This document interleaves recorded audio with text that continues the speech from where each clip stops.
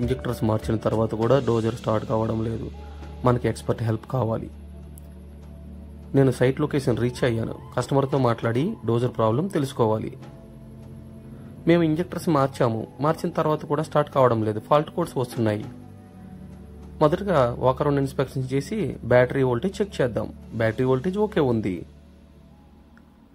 Service టూల్లో fault codes చూపిస్తున్నాయి కాబట్టి మనం ఫర్దర్ ఇన్స్పెక్షన్ చేద్దాం. క్రాంకింగ్లో ఇంజిన్ ఆర్పిఎం మంచిగా వస్తుంది. వైరింగ్ ఇంజిన్ కంట్రోలర్ నుండి ఇంజెక్టర్ వరకు చెక్ చేద్దాం.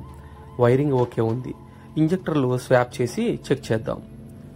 స్వాప్ చేసిన ఇంజెక్టర్ ఫాల్ట్ కోడ్స్ పోవడం లేదు. ఫ్యూల్ ప్రెజర్ మాన్యువల్గా చెక్ చేద్దాం. ఫ్యూల్ ప్రెజర్ మాన్యువల్గా 0 వస్తుంది. అంటే ఫ్యూల్ ప్రెజర్ రావడం లేదు. ఫ్యూల్ సిస్టంలో ఎయిర్ లాక్ అయింది.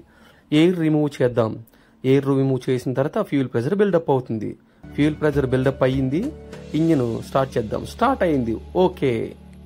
మీరందరూ ఫ్యూల్ సిస్టమ్ మీద వర్క్ చేసేటప్పుడు ఎయిర్ బ్లీడ్ చేసిన తర్వాత ఇంజిన్ స్టార్ట్ చేయాలి. ఈ ప్రాబ్లంకి ఇంజెక్టర్స్ ఫాల్టీ కాదు. ఎయిర్ బ్లీడ్ చేయకపోవడమే ఈ ప్రాబ్లంకి కారణం. ఇప్పుడు డోజరు ఫైన్ గా వర్క్ చేస్తుంది. డోజరు ఆపరేషన్లోకి వచ్చిన తర్వాత కస్టమర్ చాలా హ్యాపీగా ఫీల్ అయ్యాడు. ఈ ప్రాబ్లంకి ప్రధాన కారణం ఫ్యూల్ సిస్టంలో ప్రెజర్ లేక ఫ్యూల్ ప్రెజర్ సెన్సార్ ఈసీఎంకి సిగ్నల్స్ ఇవ్వలేదు. దాని వలన ఈసీఎం ఇంజెక్టర్లకి ఫైరింగ్ సిగ్నల్స్ ఇవ్వలేదు.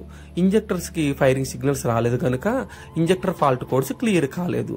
మెకానిక్ ఏం ఆలోచించాడంటే ఫాల్ట్ కోడ్స్ క్లియర్ అయిన తర్వాత ఎయిర్ బ్లీడ్ చేద్దామని చెప్పేసి అనుకున్నాడు. కానీ అలా కాదు. మా ట్రబుల్ షూటింగ్ నచ్చినట్టయితే మా ఛానల్ని లైక్, షేర్, సబ్స్క్రైబ్ చేయండి.